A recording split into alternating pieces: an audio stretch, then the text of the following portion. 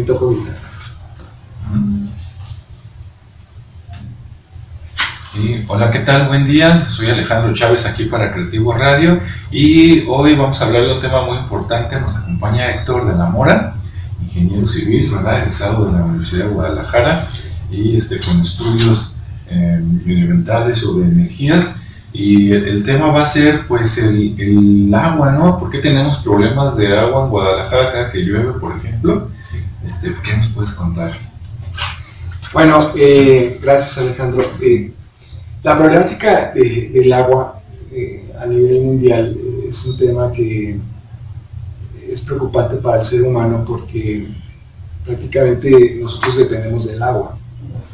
Entonces, los controles del agua a nivel mundial son determinantes para la vida y el desarrollo de los países. Entonces, si tú recuerdas cuando comenzó la guerra contra Irak, lo primero que hicieron fue destruir la desaladora más grande del mundo.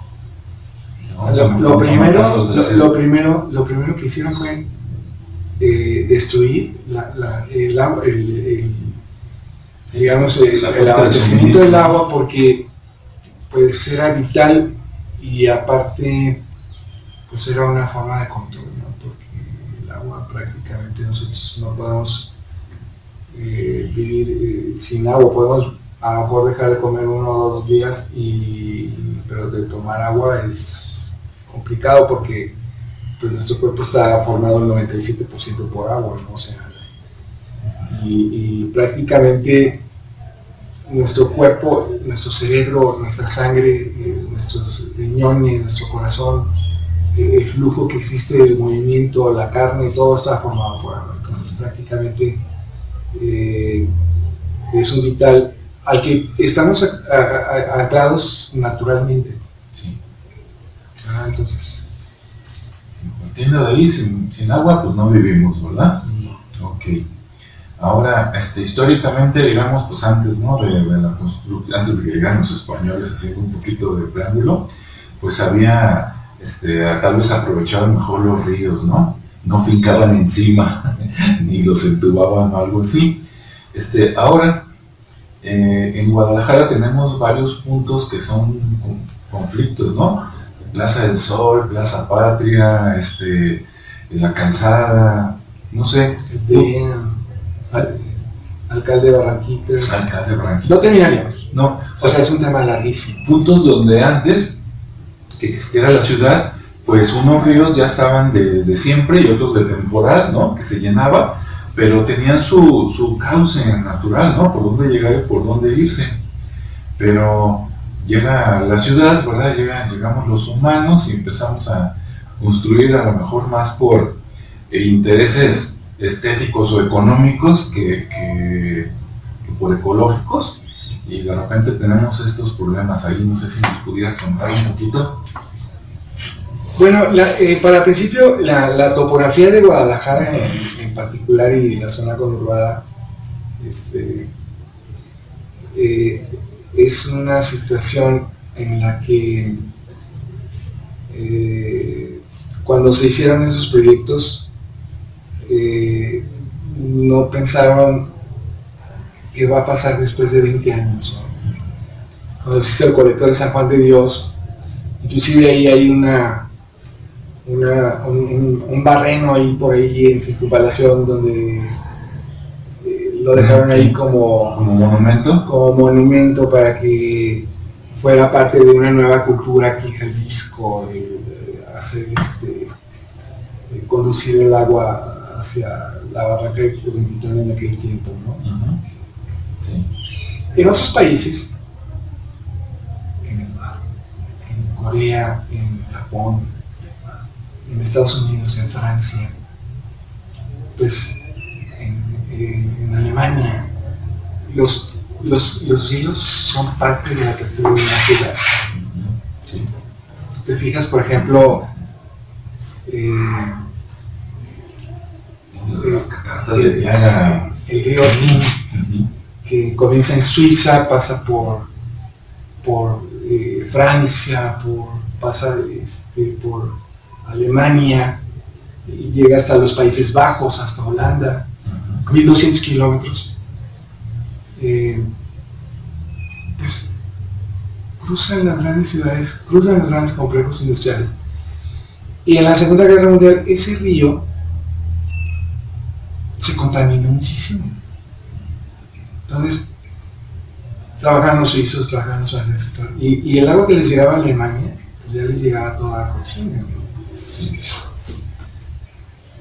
Y yo conocí, cuando estuve gerente de la Comisión Estatal del Agua,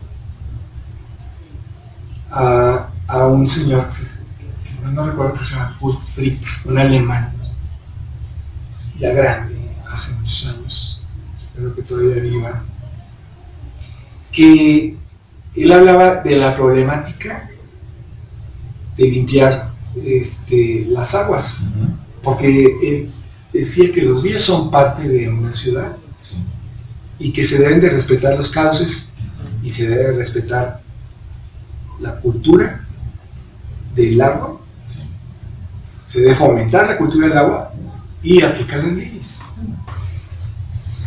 Y entonces esos cuerpos receptores de agua que llevan todo, por ejemplo en el caso de Biorrin, que llevaba todo el agua de Suiza hasta el Mar del Norte, ahí desembocaba el agua súper sucia. Y en ese tiempo estábamos precisamente controlando, aplicando la ley con las empresas de la zona industrial, del Salto, para que se contaminara menos el Santiago. Pero el aplicar la ley significa muchas veces que las empresas mismas tienen que también aportar. Porque las plantas de tratamiento en México y en Jalisco, las plantas municipales, solamente están diseñadas a la forma tradicional. Todavía podemos ver algunos equipos, inclusive de los tratamientos que hoy se usan aquí en Jalisco, que en otros países son totalmente obsoletos.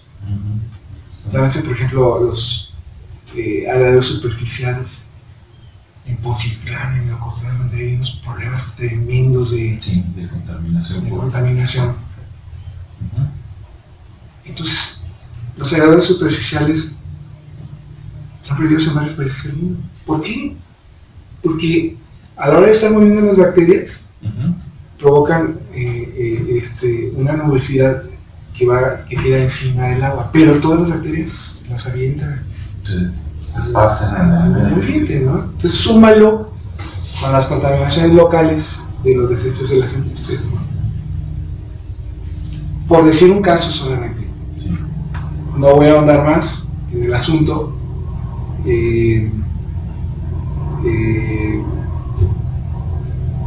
Como me dedico a dar consultorías aquí en México y a nivel internacional, estoy constantemente con las altas tecnologías del agua, del tratamiento de agua.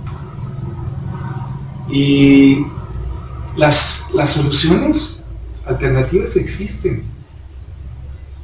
Y esas soluciones alternativas que inclusive pueden ayudar a ahorrar energía, a tener una mejor calidad de agua. Y hasta generar energía a lo mejor, ¿no? No nada más ahorrar, ¿no?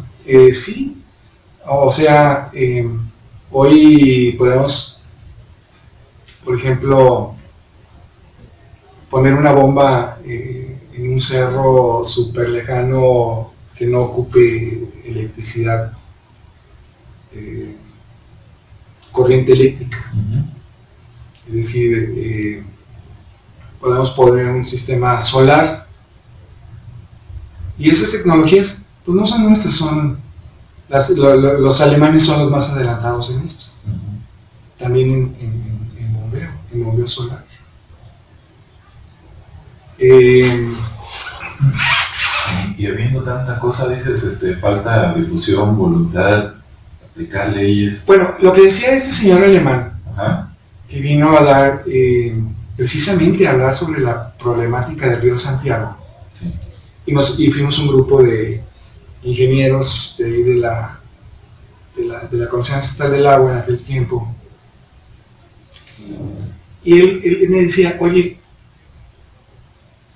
el río Rin mide 1200 kilómetros, de los cuales 830 son navegables, y a mí me tocó parte de esos sanear esos 830. El río Santiago tiene menos de 90 kilómetros. Dice, ¿qué pasa con ustedes? Entonces yo decía, pues es que, o sea, yo, si fuera por mí, pues nos ponemos a trabajar. ¿Qué te puedo decir? Son muchas veces voluntades que no están, digamos, a la par, y muchas veces no tienen la visión de que esa problemática que va a pasar el día de mañana, ¿no? Sí, ¿qué va a pasar cuando ya no esté?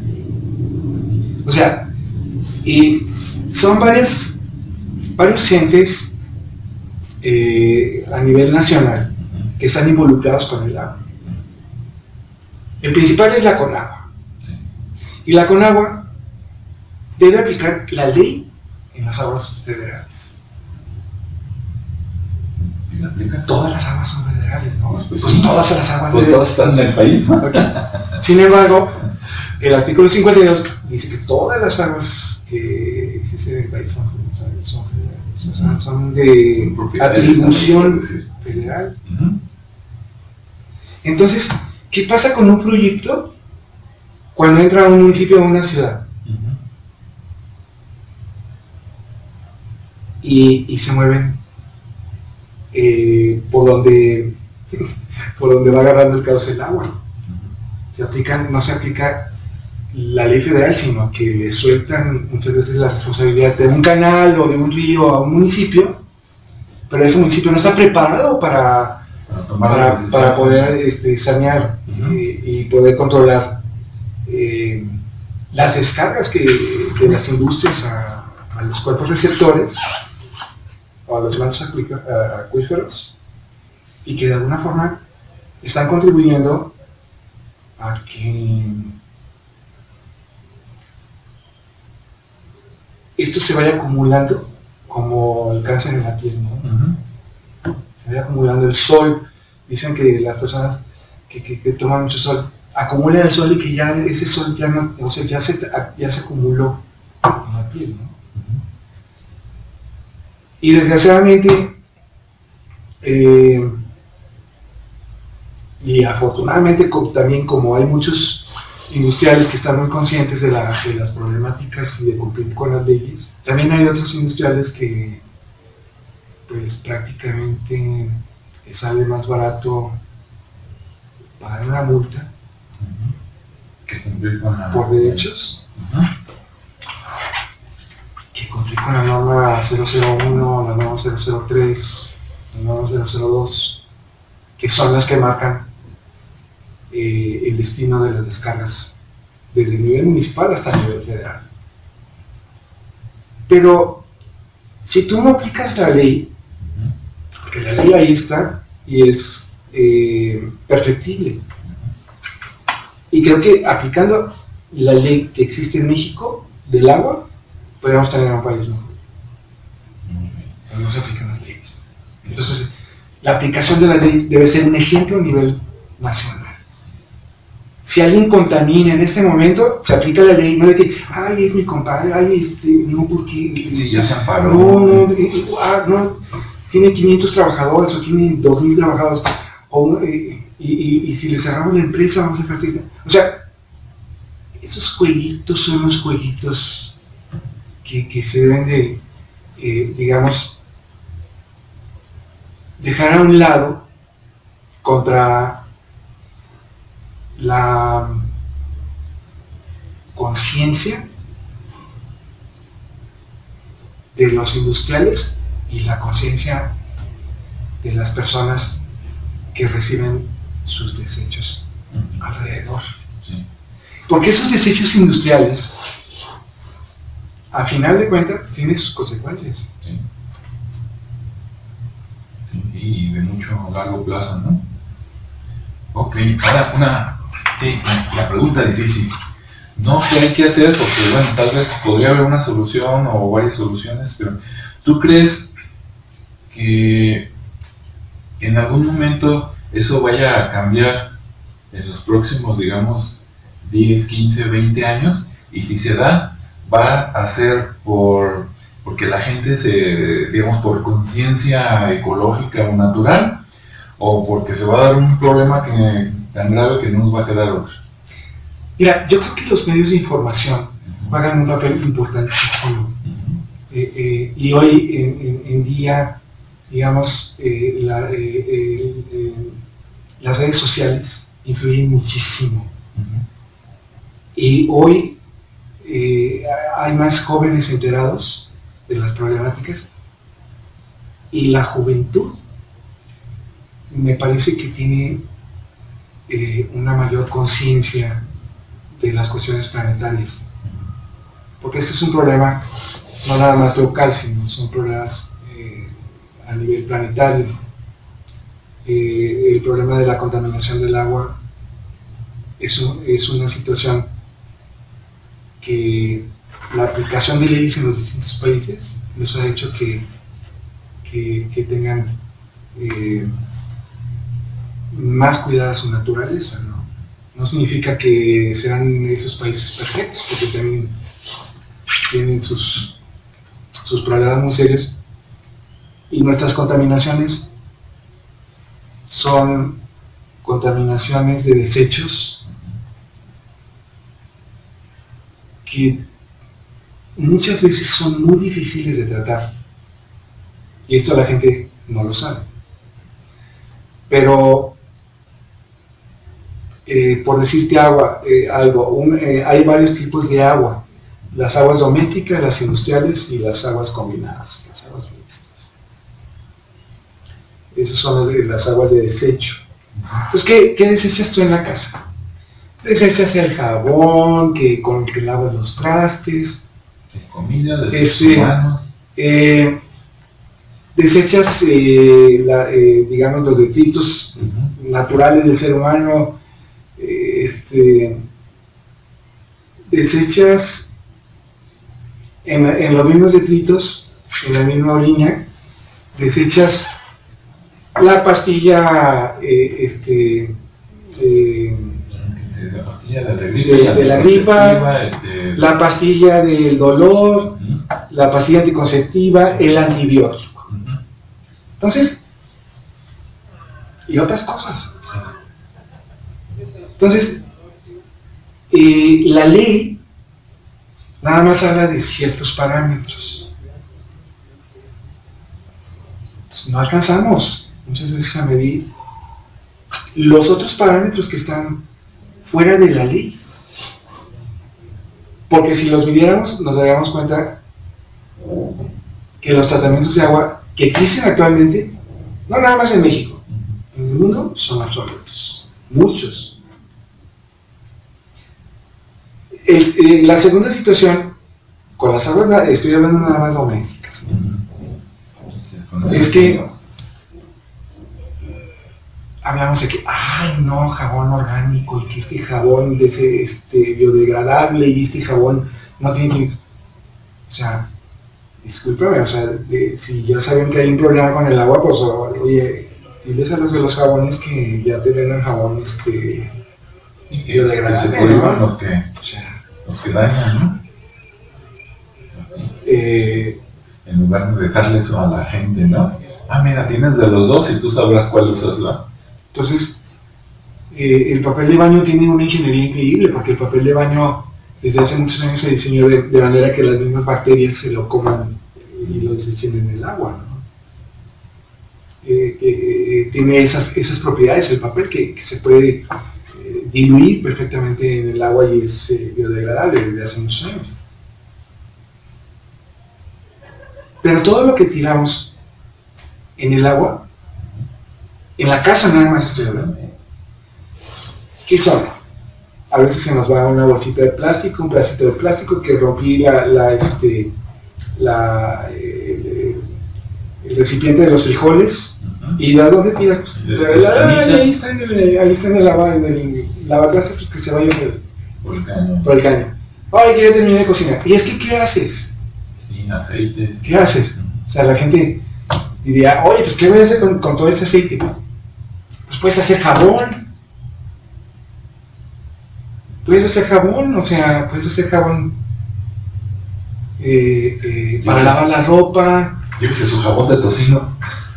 Bueno, lo que pasa es que estos desechos los filtras y en el momento que haces la reacción en potencia para producir el jabón, pues ahí se deshacen, ¿no? Ahí queda un jabón bastante digamos, aprovechable. Entonces la situación es que, porque el aceite en el agua provoca la muerte de las bacterias, porque digamos, el jabón en el agua es antibacteriano, ¿no?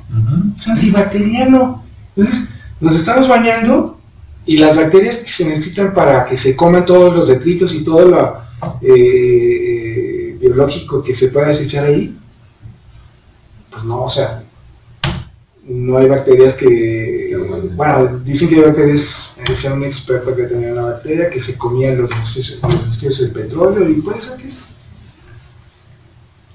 Yo nunca lo vi, o sea, y hay personas que dicen, no, es que yo tengo un producto que le pones al agua, o sea, y finalmente son las personas que muchas veces por la forma de vender un producto venden algo que no sirve,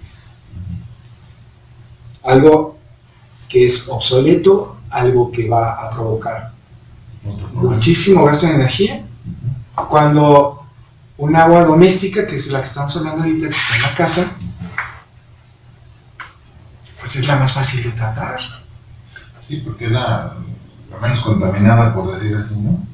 Sin embargo, esos desechos extraordinarios que desecha el cuerpo humano por medio de la orina, por medio de los detritos, esos desechos tienen influencia en las aguas que caen en los ríos y que llegan al mar. Sí. Porque finalmente el agua se trata, pero esos desechos no se pueden continuar tratando. Es decir, no se trata directamente porque el que tiene la obligación de tratarlo es el que lo produce. El que tiene... que producirlo, el productor. El productor, o sea, si los envases que hoy están contaminando los ríos y los mares, todos los envases, imagínate que le cobráramos $1 a la Coca-Cola por envase por estar tirado en el mar. ¿Estarían limpios los mares? ¿Estarían limpios los ríos? Sí. No. Oye, me encontré este envase de Coca-Cola en... ¿Quién es el responsable? Aparte de la persona que compró el producto, la persona que fabricó eso, sabiendo exactamente que iba a contaminar a largo plazo. O sea, entonces, digamos, volviendo al agua doméstica, ese PET, ese plástico, es parte de nuestra vida cotidiana. Todavía llegamos a las empresas, a los grandes centros comerciales, y todavía hay bolsas de plástico. Se había hecho una campaña en que no, que el plástico, y que ya no se iba a utilizar las bolsas de plástico no biodegradable en las empresas, y ahí estamos todavía con sus bolsas de plástico no biodegradable, porque gastaron millones de pesos en las bolsas para repartirlas en sus empresas y las tienen que sacar. A consecuencia de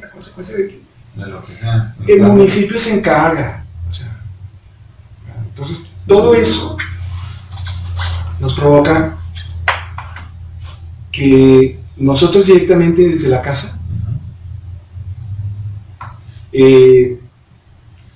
pues, empezando por ahí, aportando nuestro granito de arena, podemos empezar a tener un México mejor. Ahora, pero ¿qué pasa? Por ejemplo, programas como este que difunden esto, pues hacen que muchas veces sean más necesarios para orientar a la gente, en este caso, sí, a los jóvenes, a los niños, o sea, que realmente sean programas de gobierno o programas de empresarios por el cuidado del agua. Nos preocupan muchas veces otras cosas que son menos importantes que el agua. Y esto sería únicamente con el agua doméstica. Sí, y ahí, por ejemplo, algún consejo que le des a la gente, por minúsculo que parezca, para que contribuyan un poquito, así como dices tú, desde su casa, ¿cuál sería? Pues, mira, empezando por utilizar el agua únicamente cuando la necesitemos, no lavarnos los dientes y estar acostumbrados a que esté corriendo el agua ahí, porque a la hora que te apagas la boca no se vaya a quedar ahí en el lavabo, o sea. Y tiramos el agua. Tiramos el agua. Pues lo primero es, usa nada más lo que necesitas. Sí. Inclusive podemos dejar a lavar los trastes, pues lavamos los trastes, podemos mojarlos y enjabonarlos, dejarlos bien enjabonados y luego ya echarles el agua. Exactamente, así le hago yo. Igual. Porque dices, ¿qué caso tiene ahí corriendo el agua, no? Y dices, oye, estás con un solo traste y sí, el agua lo que tardas en ponerle a veces el jabón o en tallarle a un solo plato es el mismo tiempo casi con el que ya enjuagas todo si ya estuviera con jabón, ¿no? Es correcto, sí. Entonces, esa sería una forma de contribuir. Hay muchísimas otras.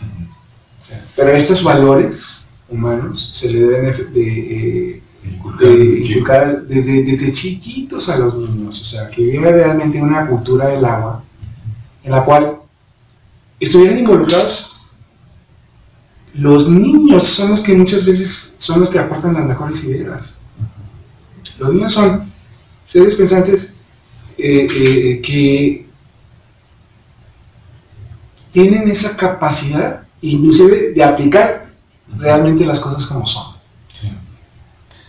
Bueno, pues excelente. Y bueno, por último, si nos está escuchando alguien, ya sea una persona, ama de casa o ojalá mejor algún empresario, ¿no?, que quisiera algún consejo, una asesoría de esto, ¿dónde te pueden encontrar, Héctor? Pues claro, tengo una empresa que se llama Aquabalance de México. Mi correo es el sitio es www.aquabalance.com.mx con Q y con B labial. Y el correo de la empresa es info@aquabalance.com.mx. Es Aquabalance, se escribe con Q, aquabalance.com.mx. Inclusive pueden visitar la página. Para abrir la página se necesita una llave, o sea, le ponen diagonal Aquabalance. ¿Y por qué puse la llave? Porque muchas veces la gente nada más entra ahí para consultar y saca algunos detalles técnicos y ya no se vuelven a meter a la página. Pero ahí hay equipos para tratamiento de agua, hay equipos para potabilizar el agua, hay algunos elementos de cultura del agua, hay fichas técnicas, hablamos sobre las últimas tecnologías, hay una serie hay una zona de comentarios, ahí pueden dejar su comentario y con gusto podemos responder a sus comentarios. Okay. Pues muchas gracias, Héctor, por estar aquí, y como hay mucho que hablar todavía, seguramente vamos a tener varios capítulos por ahí. A tus órdenes. Muchas gracias. Gracias por invitarme.